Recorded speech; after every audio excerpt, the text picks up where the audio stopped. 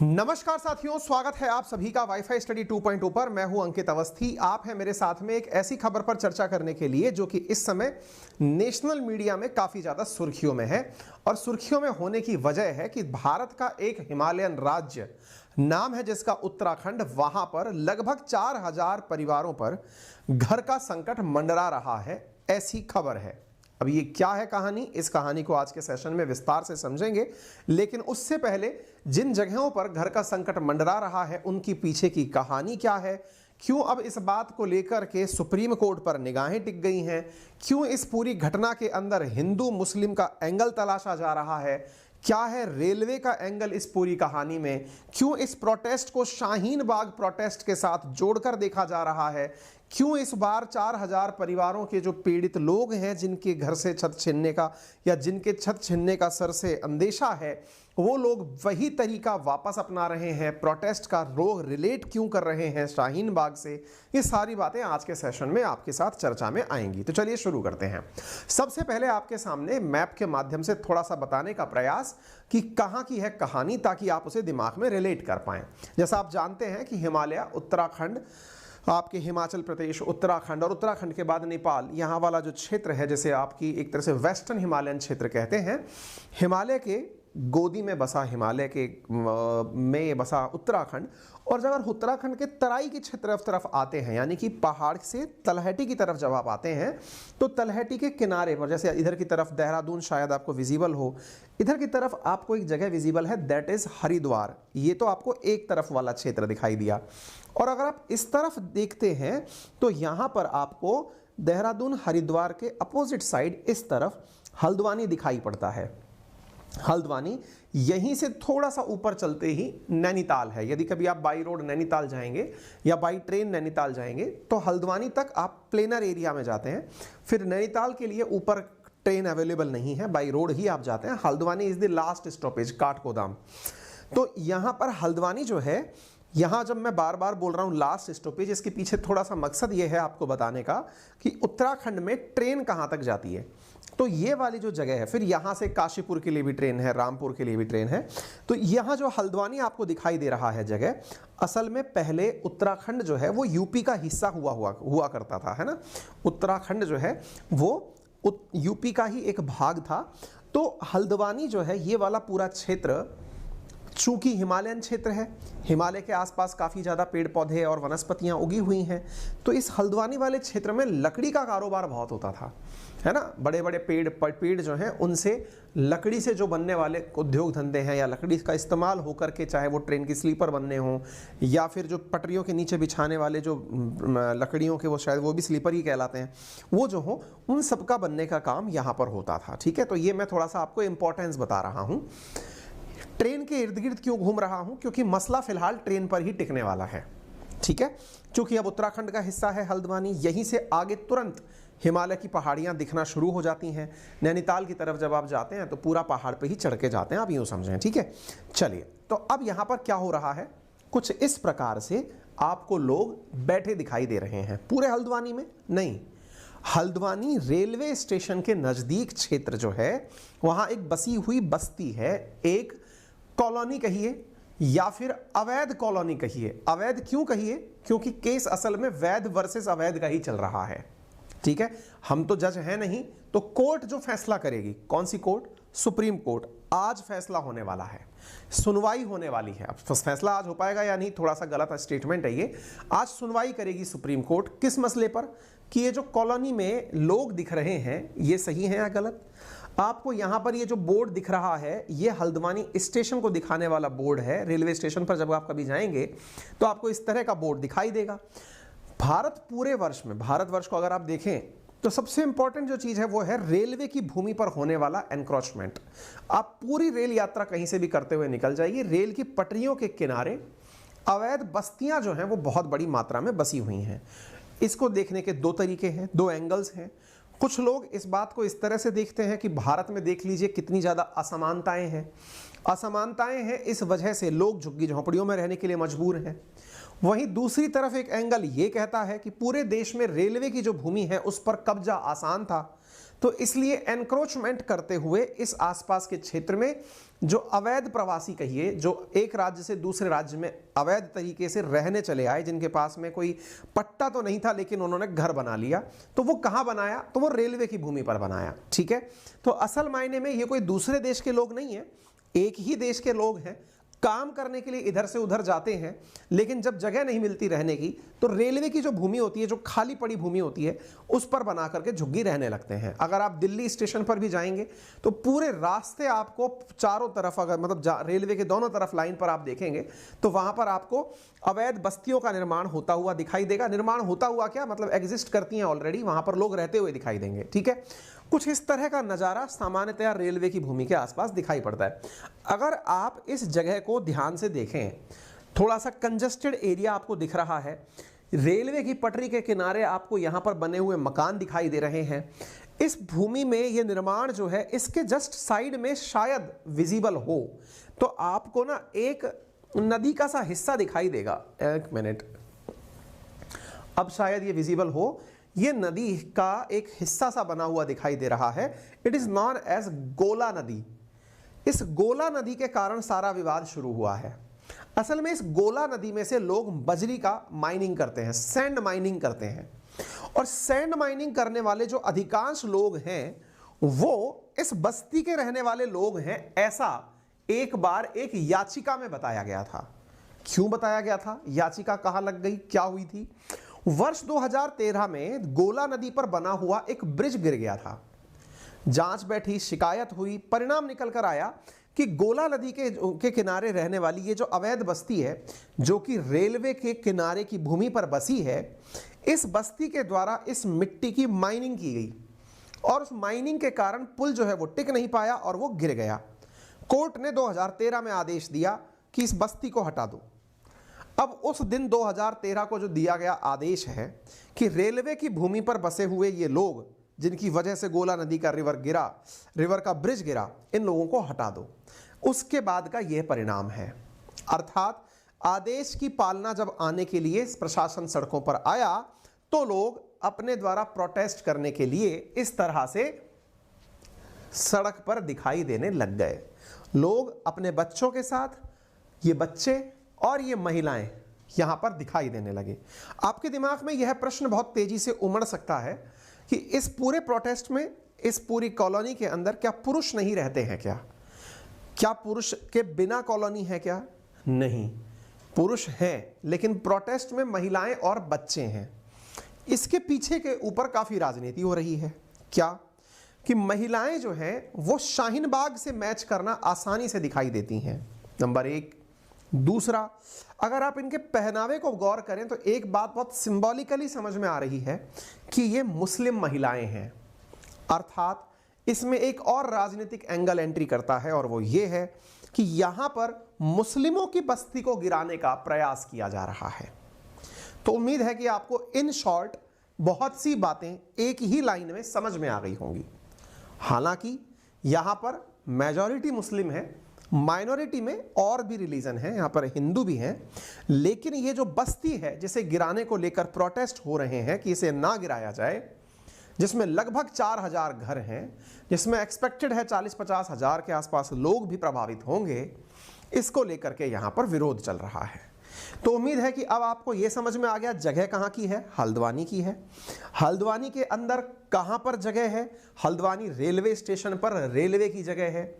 Railway की जगह पर निर्माण कैसा है? ऐसा है, लेकिन ये जो दिख रहे हैं ये कच्चे से मकान हैं। असल में यहां पर पक्के मकान भी बने हुए हैं, उनमें रहने वाले लोग प्रोटेस्ट कर रहे हैं। लोगों के साथ साथ बच्चे भी प्रोटेस्ट पर उतरे हुए हैं और इस प्रोटेस्ट के अंदर अब एंगल कोर्ट का तो है ही, राजनीति का भी एंट्री कर रहा है। एक चीज और यहां पर मैं आपको बताना चाहूंगा, ये जो भूमि है ये रेलवे की है या फिर अतिक्रमण की है, इसको लेकर असल विवाद है। रेलवे इस भूमि को लगभग 29 एकड़ के आसपास की भूमि है जिसे वो अपना बताता है। ठीक है साहब, तो उम्मीद है कि मैंने आपको इन शॉर्ट बहुत सारी बातें यहां पर बताने का जो प्रयास किया वो लगभग आपको क्लियर हो गई होंगी। अब हम थोड़ा आगे बढ़ते हैं, चलिए सिलसिलेवार तरीके से आपको सारी बातें बताना शुरू करते हैं। तो देखिए यहां पर 4000 परिवारों को संकट है, 3 सरकारी स्कूलें टूटेंगी और 1 पब्लिक हेल्थ सेंटर यहां पर टूटेगा हल्द्वानी के अंदर यदि डेमोलिशन हुआ, यानी कि इनको तोड़ा गया। और इस एनक्रोचमेंट के अंदर जो हल्द्वानी के अंदर है, इस एनक्रोचमेंट को हाईकोर्ट के आदेश के अनुसार तो तोड़ देना चाहिए, यानी इस अतिक्रमण को हटा देना चाहिए, लेकिन अब लोग सुप्रीम कोर्ट में राहत लेने के लिए पहुंचे हैं। यानी आज का मसला क्या है? तो मसला यह है कि इस अतिक्रमण वाली भूमि को हटाने का हाईकोर्ट ने तो आदेश दे दिया है, लेकिन हाईकोर्ट के आदेश को चैलेंज करने के लिए आज सुप्रीम कोर्ट में याचिका दायर की गई है। अब सुप्रीम कोर्ट इस मसले की सुनवाई करेगा और देखेगा कि इस अतिक्रमण को हटाया जाना चाहिए या नहीं हटाया जाना चाहिए। उत्तराखंड के अंदर नैनीताल हाईकोर्ट के द्वारा यह फैसला दिया गया है। 29 एकड़ की अवैध कब्जे की भूमि को हटाने का आदेश दिया गया है, जहां पर 4000 से अधिक कच्चे पक्के मकान हैं, जिनके आसपास लगभग 50,000 लोगों के रहने की बात है।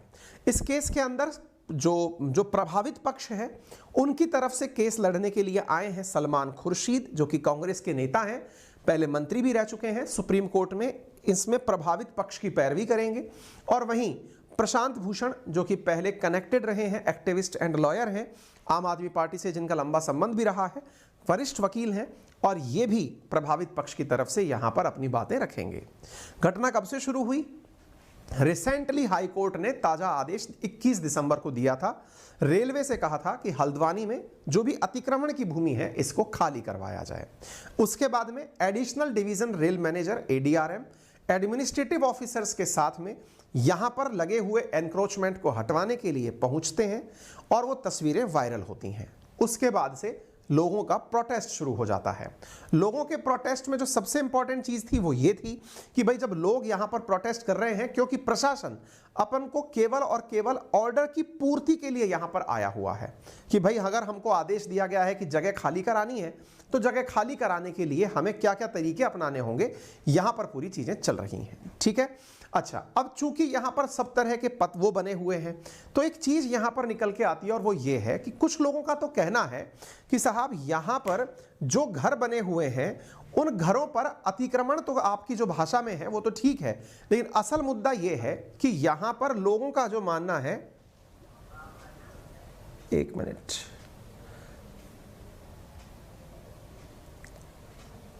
और वो यहां पर लोगों का यह मानना है कि हमारे पास में यहां रहने के पट्टे भी उपलब्ध हैं, अर्थात यहां जहां पर लोग रह रहे हैं उनके पास में घर के कागजात अवेलेबल हैं, और अवेलेबल कागजात के बावजूद भी अगर आप हमें हटा रहे हैं तो यह ठीक नहीं है। लोगों का यहां पर यह मत है। ठीक है, तो यहां पर एक जो लाइन लिखी गई है, जैसे वायर ने लिखी है कि residents targeted for eviction in Haldwani claim political motivation behind decision. Wire इस खबर को लिखता है कि यहां पर मुस्लिम मेजॉरिटी है इस क्षेत्र के अंदर, इसलिए उन्हें टारगेट किया जा रहा है इस जगह के अंदर, वन भूलपुरा के अंदर। ये लोग यहां रहने आ कैसे गए? तो इसके पीछे की कहानी बताई जाती है कि आजादी के समय की कहानी है। कहा जाता था, बोले पहले यहां पर लकड़ी का काम जब होता था तो यूपी से बड़ी मात्रा में लोग, यानी रामपुर, मुरादाबाद, बरेली के आसपास के जो लोग हैं, वो इस लकड़ी के काम को करने के लिए हल्द्वानी वाले क्षेत्र में आकर रहते थे, और रेलवे की जो लगभग 29 एकड़ जो भूमि है, इस पर उन्होंने रहना शुरू कर दिया था। असल में जब काम करने यहां आए तो काम करने आए मजदूरों की भांति, और मजदूरों की भांति यहां आकर के रेलवे की जो जमीन थी उसी पर इन्होंने रहना शुरू कर दिया। रेलवे की भूमि पर रहते हुए इनकी 3 बस्तियां बन गई। एक बन गई गफूर बस्ती, एक बन गई ढोलक बस्ती, और एक बन गई इंदिरा नगर के नाम से बस्ती। वर्तमान में यहां पर 4 सरकारी स्कूल, 11 निजी स्कूल, 1 बैंक, 2 ओवरहेड पानी के टैंक और 10 मस्जिद और 4 मंदिर हैं। अब मुद्दा यह है, लोगों का जो तर्क है कि जब सरकार ने यहां पर इतनी सारी सुविधाएं विकसित की, भाई सरकारी स्कूल यहां बनाया, यहां पर हॉस्पिटल बनाया, यहां पर मस्जिद, स्कूल्स, ये सब बनवाई, तो ऐसी स्थिति में यहां पर पहले सरकार को यह नजर क्यों नहीं आया कि यह काम सरकारी भूमि पर है या कब्जे की भूमि पर है? भाई लोग रह रहे हैं तभी तो आपने स्कूल बनाए ना। तो इसमें फिर मामला निकल कर आता है रेलवे की भूमि वर्सेस राज्य सरकार की भूमि का। तो देखिए, इसमें मसला यह है कि लोगों का तर्क है कि ये राज्य सरकार की नजूल भूमि है। नजूल भूमि का मतलब गैर कृषि योग्य, यानी इस पर खेती नहीं होगी, राज्य सरकार ने निकाल करके इस भूमि को रखा हुआ है। रेलवे का कहना है कि ये हमारी भूमि है और रेलवे के पास इसके कागजात हैं। जब रेलवे के अधिकारियों से पूछा जाता है कि ये क्या है, तो उनका कहना है कि पूरे देश की समस्या है ये। पूरे देश के अंदर रेलवे की पटरियों के किनारे जबरदस्त अतिक्रमण है रेलवे की भूमि पर, तो उसको हटाना तो हमारी जिम्मेदारी है। अब हटाएंगे तो विरोध होगा ही, क्योंकि उसके ऊपर अवैध बस्तियां बस गई हैं। अच्छा, मुसीबत क्या है कि यदि यहां पर इस बस्ती को लीगलाइज कर दिया जाए, यानी कि रेलवे से यह कहा जाए कि इस बस्ती को आप यहीं रहने दें, क्योंकि ये तो कोर्ट में चला गया मामला। अच्छा, कोर्ट में गया भी कैसे? कोर्ट में यह मामला नहीं जाता, मामला 2013 की उस घटना से गया जब एक जनहित याचिका दायर की गई थी हाईकोर्ट के अंदर। किस बात को लेकर? रविशंकर जोशी नाम के व्यक्ति ने अपने द्वारा एक जनहित याचिका दायर की। उसने कहा गोला रिवर का पुल क्यों गिरा? बोले गोला रिवर का पुल कहां है? बोले गोला रिवर। बोले गोला रिवर देखो ये रही गोला रिवर, जो कि ग्राम गंगा नदी की सहायक नदी है और हल्द्वानी के अंदर से बहती हुई आती है। तो बोले गोला रिवर जो है ना, इस पर एक ब्रिज बना हुआ था, वो ब्रिज गिर गया। तो ब्रिज क्यों गिरा? बोले ये जो बस्ती है ना, जो यहां रहती है, इस बस्ती के लोग जो हैं वो जाकर के यहां से मिट्टी निकालते थे, तो ब्रिज के नीचे की मिट्टी निकल गई, ब्रिज गिर गया। तो ऐसी स्थिति में याचिकाकर्ता ने जब कोर्ट से यह बात करी, तो कोर्ट ने रेलवे को बुलाया कि हाँ भाई, तुम्हारी भूमि पर लोग क्यों रहते हैं जिन्होंने पुल गिरा दिया? तो रेलवे ने कहा साहब अतिक्रमण है। तो हाईकोर्ट ने कहा हटाओ उसको, और हाईकोर्ट ने इसको हटाने का आदेश दे दिया। तब से लेकर हाईकोर्ट ने 2016 में 10 हफ्ते के अंदर इसको हटाने का आदेश दे दिया था। इसके बाद में पीपी एक्ट यानी public premises eviction of unauthorised occupant act 1971 के तहत रेलवे ने इस पर नोटिस देकर सुनवाई शुरू करवा दी। लोग अपने कागजात लेकर के कोर्ट्स में पहुंचने शुरू हो गए, रेलवे कोर्ट में, जिला कोर्ट में, कि साहब हमारी जमीन से हमें क्यों हटाया जा रहा है। रेलवे इस घटना की सुनवाई कई लेवल पर कर भी रहा है। बहुत सारी कोर्ट्स में लोग अपने अपने कागजात लेके पहुंचे हुए हैं, कहीं कोई जिला कोर्ट में गया हुआ है, कोई हाई कोर्ट में गया हुआ है, जिसकी जैसी समझ आ रही है वो वहां गया हुआ है। क्यों?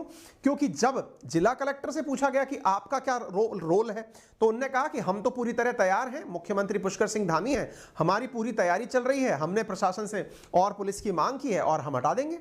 तो भाई देखिए क्या है ना, हाईकोर्ट के आदेश की पालना में तो प्रशासन खड़ा ही है, जैसा होगा। फिर सवाल पूछेंगे पुष्कर सिंह धामी क्या कहते हैं, क्योंकि वहां के सीएम हैं। तो उनका कहना है कि भाई हम इसके अंदर पूरा प्रयास कर रहे हैं कि जैसे ही यहां पर जो भी संभव वैकल्पिक व्यवस्था हो वो किया जा सके। अब लोगों का तर्क क्या है, या फिर अपोजिशन का तर्क क्या है? अपोजिशन में कांग्रेस है, उनका तर्क यह है कि रेलवे को अगर जमीन ही चाहिए तो राज्य सरकार को पटरियों के किनारे किनारे कहीं और जाके जमीन दे देनी चाहिए कि भाई तुमको ये जमीन चाहिए, तुम यहां पर डेवलपमेंट कर लो। जहां बसी हुई बस्ती है वहीं पर ही क्यों इस तरह की व्यवस्था की जानी? ठीक है साहब, सीएम ने कहा कि हम सुप्रीम कोर्ट के फैसले का सम्मान करेंगे, यानी सुप्रीम कोर्ट अगर कह देता है मत हटाओ, हम नहीं हटाएंगे, सुप्रीम कोर्ट कह देता है हटाओ तो हम हटा देंगे। ठीक है साहब, अब मामला सुप्रीम कोर्ट के पास गया हुआ है। लोगों का आरोप क्या है अब वो भी जान लीजिए। राज्य सरकार ने 2016 में एक अधिनियम बनाया, मलिन बस्ती अधिनियम। एक प्रकार से इस अधिनियम के अंदर पुनर्वास की बात की गई थी 582 मलिन बस्तियों की पूरे राज्य के अंदर। उसके अंदर ये जो जगह है इसका नाम है वन भूलपुरा और गफूर बस्ती, ढोलक बस्ती। तो वन भूलपुरा जो क्षेत्र है उसके अंदर ये बस्तियां बसी हुई हैं, गफूर बस्ती और ढोलक बस्ती। तो असल में 2016 के अंदर जिन 582 बस्तियों का नाम था उसमें वन भूलपुरा की ये वाली बस्तियां भी शामिल थी जिनके पुनर्वास की बात राज्य सरकार ने की थी। लेकिन 2016 के बाद में 2021 में ये सूची संशोधित होकर वापस आती है। उसमें से वन भूलपुरा की ये जो बस्तियां थी जिनमें ढोलक बस्ती है या गफूर बस्ती है, इनके नाम निकाल दिए जाते हैं। तो इस वजह से सियासत ये हो रही है कि हमें जानबूझ करके उस लिस्ट से बाहर किया गया। तो ऐसी स्थिति में लोगों का मानना यह है कि वन भूलपुरा क्षेत्र में बसी हुई है ढोलक बस्ती और गफूर बस्ती जो है, इन्हें वापस से उस लिस्ट के अंदर शामिल किया जाए। ठीक है, तो अब इस बात को लेकर के यहां पर पूरी तरह से विवाद चल रहा है। कांग्रेस की तरफ से पूर्व सीएम जो हरीश रावत जी हैं वो अपने घर पर ही धरना प्रदर्शन दे रहे हैं। उनके द्वारा राज्य सरकार को एक पत्र लिखा गया है, उन्हें सुझाव दिया गया है कि आप पटरियों के किनारे आगे वाली जगह रेलवे को दे दीजिए, जनता को उनके भसे हुए घर से मत हटाइए। हल्द्वानी जो है या उत्तराखंड जो है वो हार्मोनी के लिए जाना जाता है, हिंदू मुस्लिम सौहार्द और भाईचारे के लिए जाना जाता है, तो उन्हें उन क्षेत्रों से बाहर ना निकालें, ये इनका कहना है। स्थानीय लोग क्या कर रहे हैं, तो ये यहाँ स्थानीय लोग यहाँ पर कैंडल मार्च और धरना प्रदर्शन दे रहे हैं। बहुत सारे लोग दुखी हैं, परेशान हैं, उनमें से बहुतों को लगता है कि इतने सालों से रहते आ रहे हैं, अब उनका आशियाना छिन जाएगा, तो उस वजह से यहाँ पर प्रोटेस्ट हो रहे हैं। ठीक है, प्रोटेस्ट के लिए लोग शांतिपूर्वक धरना प्रदर्शन कर रहे हैं, महिलाएं बैठी हुई हैं, बुलडोजर ना चले इसकी उम्मीद में कैंडल मार्च कर रही हैं, और ऐसी स्थिति में लोग जो हैं वो मीडिया के माध्यम से अब कंपेयर कर रहे हैं इन दोनों प्रोटेस्ट को शाहीन बाग से। शाहीन बाग जिसमें सीएए का जब प्रोटेस्ट हुआ था, सिटीजनशिप अमेंडमेंट एक्ट का, तो दिल्ली के शाहीन बाग में भी कुछ इस तरह से ही तस्वीरें देखी गई थी। तो लोगों का कहना है कि ये एक ही प्रकार का प्रोटेस्ट वहां पर भी देखने को मिल रहा है। वास्तविकता में सीएए के अंदर किसी का घर तोड़ने की बात नहीं की जा रही थी, लेकिन यहां पर चूंकि लोगों का निवास जा रहा है तो यह मुद्दा काफी गंभीर भी है। ऐसी स्थिति में फिलहाल हाईकोर्ट के खिलाफ सुप्रीम कोर्ट के अंदर सुनवाई करने के लिए, अपनी पैरवी करने के लिए लोग उपस्थित होंगे।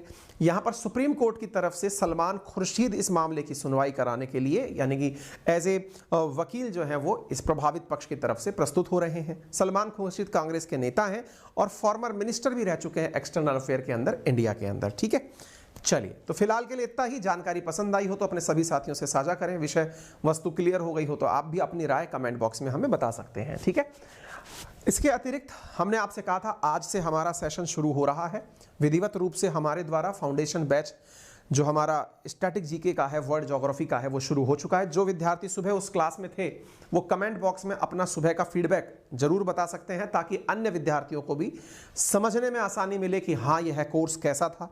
उम्मीद है बहुत सारे लोगों को आपके फीडबैक से बहुत मदद मिले। उनके लिए फ़ायदे की चीज़ ये है कि कल तक आप इस बैच को अगर ज्वाइन करते हैं, कारण ये है कि जो हमारे द्वारा 23% डिस्काउंट दिया जा रहा है कोर्सेज पर, वो 6 जनवरी को ख़त्म हो जाएगा। आज और कल भी आप इस बैच को ज्वाइन कर सकते हैं। 23% डिस्काउंट के साथ 1539 रुपये में यह कोर्स आपको प्राप्त हो रहा है, जिसमें dedicated static GK, history, geography, polity, economy पढ़ाई जा रही है।